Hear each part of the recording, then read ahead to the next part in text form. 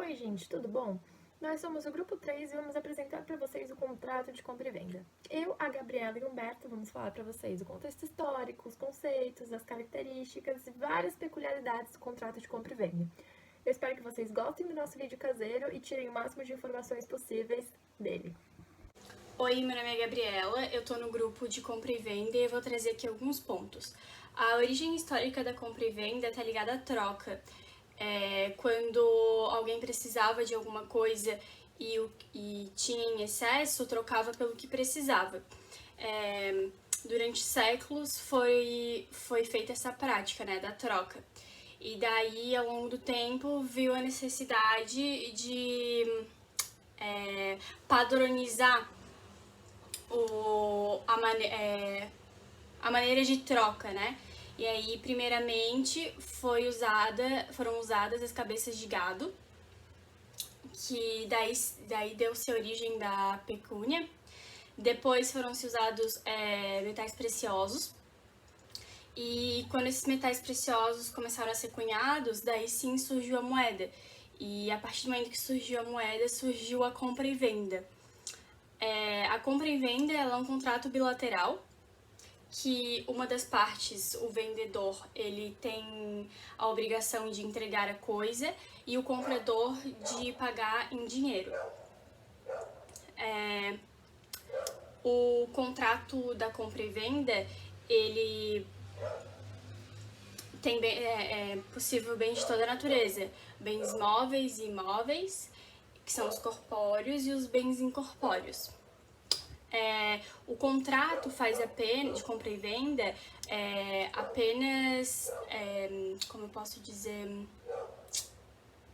sela a obrigação que as partes combinaram, mas não acarreta na tradição, na entrega da coisa. E a partir do momento da entrega da coisa, dos bens móveis é a tradição e dos bens imóveis é o registro. A natureza jurídica da compra e venda. A compra e venda é um dos contratos mais importantes. O contrato de venda, como a gente tinha falado, ele é bilateral perfeito, que são obrigações recíprocas. O vendedor tem a obrigação de entregar a coisa e o comprador de pagar em dinheiro.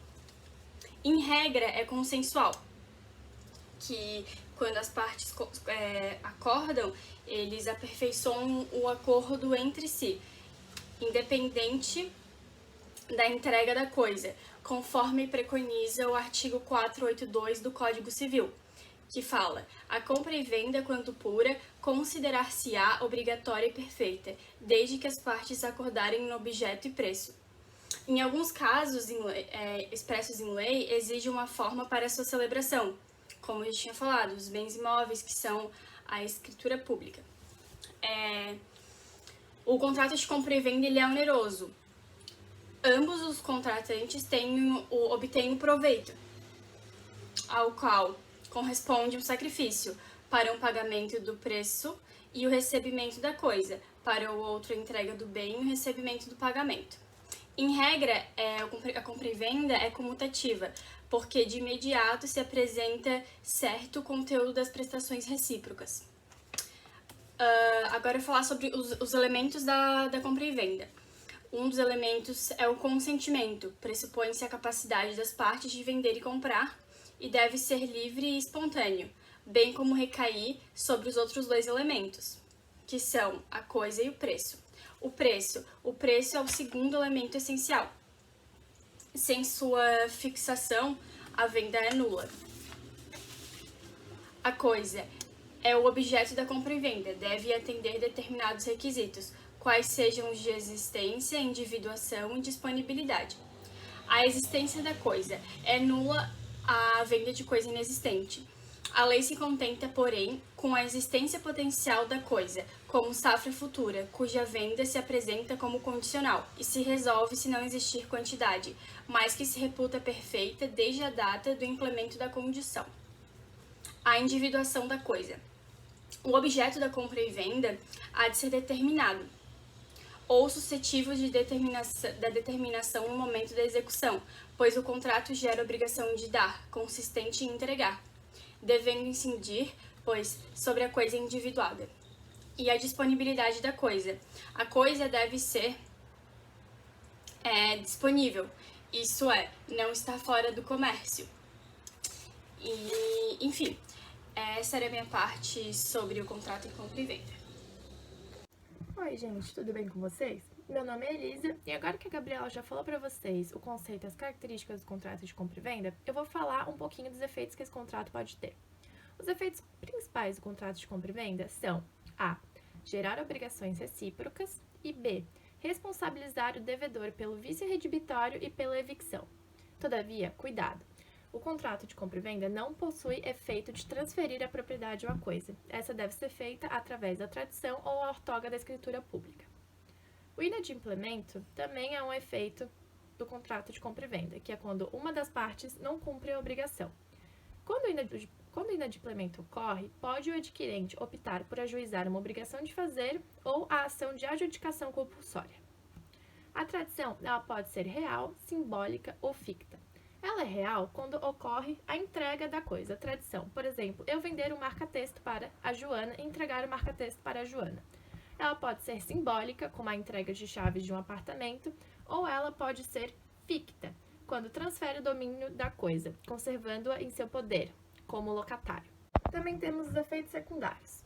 Um deles é a responsabilidade pelo risco. De acordo com o artigo 492 do Código Civil, a responsabilidade pelo risco da coisa fica por conta do devedor, enquanto a responsabilidade pelo risco do valor fica por conta do comprador. De acordo com o artigo 490 do Código Civil, que dispõe sobre a repartição das despesas, salvo cláusula que diga ao contrário, a despesa da escritura e do registro fica por conta do comprador, enquanto as da tradição fica por conta do devedor. O direito de reter a coisa ou o preço. De acordo com o artigo 491, caso uma das partes não cumpra com a sua obrigação, a outra parte tem o direito ou de reter a coisa ou de reter o valor. Ou seja, se a entrega do bem não for realizada, o comprador tem direito de reter o pagamento. E o mesmo serve para o contrário. Caso o comprador não pague o valor ao devedor, ele tem o direito de reter a coisa. Agora vamos falar das limitações do contrato de compra e venda. Algumas pessoas sofrem limitações na hora de realizar um contrato. Isso não deve ser confundido com a incapacidade. A venda de ascendente para descendente sofre limitações. Ela apenas pode ser considerada se for autorizada pelo cônjuge e pelos outros descendentes. A aquisição de bens por pessoa encarregada de zelar pelos interesses do devedor também sofre limitações, de acordo com o artigo 497 do Código Civil, como o tutor, o curador, o administrador, o empregado público, o juiz e etc. Existem exceções que estão dispostas no artigo 498 do Código Civil. A venda da parte indivisa em condomínio também sofre limitações, de acordo com o artigo 504 do Código Civil. E a venda entre cônjuges, de acordo com o artigo 499 do Código Civil, pode ser realizada apenas com relação a bens excluídos da comunhão. Também temos as vendas especiais. Uma delas é a venda por amostra. A amostra é a reprodução integral da coisa a ser vendida, em seu tamanho original ou reduzido, desde que mantenha todas as suas qualificações e características. Quando a tradição é feita e a coisa não apresenta todas as qualificações e características da amostra, acontece o inadimplemento, de acordo com o artigo 484 do Código Civil. Essa regra está pautada no princípio da boa-fé. Também temos a venda ad messuram e ad corpus. A venda ad messuram é quando o preço é estipulado por uma dimensão, seja um hectare, metro quadrado ou etc. Quando a entrega da coisa é feita e ela não possui todas as dimensões estipuladas no contrato, o adquirente pode optar por algumas opções, seja ela o complemento dessa área, que deveria estar já adquirida, ou pela rescisão contratual, ou o abatimento do valor, caso a primeira opção não esteja disponível, de acordo com o artigo 500 do Código Civil. Já a venda ad corpus não outorga ao comprador o direito do complemento da área. Por quê? Porque a venda ad corpus, ela é feita por um todo. O imóvel é adquirido como um todo, como, por exemplo, uma chácara em Itajaí. É a chácara que está sendo vendida, não as dimensões da chácara. A venda ad corpus tem que estar expressamente caracterizada no contrato. No novo Código de Processo Civil, ocorreram algumas mudanças com relação às cláusulas especiais de compra e venda. O Pacto de Melhor Comprador e o Pacto Comissório não foram reproduzidos porque já foram brevemente citados em alguns outros artigos. As inovações estão representadas pela venda sujeita à prova, venda com reserva de domínio e venda sobre documentos, que tomam os lugares do Pacto Comissório e Pacto de Melhor Vendedor. E agora o Humberto vai falar um pouquinho melhor dessas cláusulas especiais do contrato de compra e venda para vocês. Copia e cola se tornou muito comum nos contratos de compra e venda, mas há elementos que um bom advogado precisa conhecer. São eles as cláusulas especiais do contrato de compra e venda. Primeira cláusula de retrovenda, que ocorre somente em bens imóveis e permite que o vendedor de um imóvel recupere o bem vendido em certo prazo, reembolsando o comprador de todas as despesas que teve no período em que possuía o bem, como por exemplo benfeitorias. Para exemplificar, imagine que você tem um irmão que sempre te pede dinheiro, e a sua esposa, marido, namorado não gosta disso, é claro. Mas em um determinado momento, seu irmão ele pede dinheiro para custear o tratamento de câncer do filho, seu sobrinho. E aí você fica no impasse. Será que eu empresto dinheiro para ele? Ou será que eu fico de mal com meu namorado, namorada? Esposa, enfim. Aí você procura um advogado para tentar orientação, para ver se existe alguma possibilidade para alterar, para melhorar isso, né? E ele te orienta. Olhe, compre a casa do seu irmão. Por quê? Porque assim você vai estar dando o dinheiro que ele precisa, porém com cláusula de retrovenda. Aí, o seu irmão ele vai ser obrigado a comprar essa casa novamente depois. Ou seja, o dinheiro volta para você. Então você vai ajudar o irmão e ainda vai recuperar o dinheiro e o seu cônjuge não vai ficar triste com isso nem abalado. A segunda cláusula é de preempção, que é relacionada à preferência. Novamente, imagine que eu te vendo um bem móvel ou imóvel, não importa, e você queira depois de um tempo vendê-lo a terceiro. Instituir essa cláusula, você será obrigado a questionar a minha preferência, se eu vou querer ou não comprar esse imóvel ou móvel. Se eu quiser, vai ser meu, senão você pode vender a qualquer terceiro. A terceira cláusula é a de venda sobre documentos. Tal cláusula ela tem como objeto bens móveis e substitui a tradição pela entrega de documento correspondente à propriedade. Para exemplificar, vamos imaginar uma empresa brasileira que compra de uma belga uma máquina industrial. Inserida essa cláusula e o contrato sendo celebrado no Brasil, a empresa belga vem até o país para entregar esse documento correspondente à propriedade.